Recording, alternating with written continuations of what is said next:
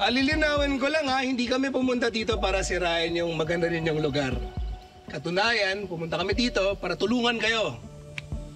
Tulungan namin kayo ayusin itong lugar na to. Papaangatin natin to. Pwede natin tawaging peaceful turnover. Ayun nga lang, nasa sa inyo yun kung peaceful nga yung turnover. Anong gusto mo sabihin? Finders keepers. Iniwan ni Marcos yung menahan, ako nakahanap, so akin na siya. Klaro? Pero huwag kayong mag-aalala, hindi ko naman kayo tatanggalan ng hanap buhay. Pero hindi rin ako tatanggap ng mga hindi marunong sumunod, yung mga kailangan talaga gawa ng paraan. Sisibakin natin yun.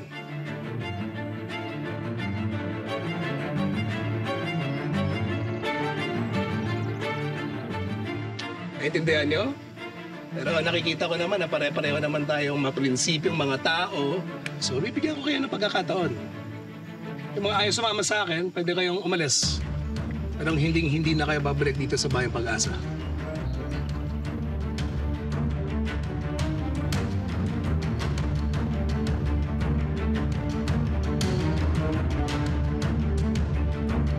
Jay Caparas, lumuhod ka sa lupa.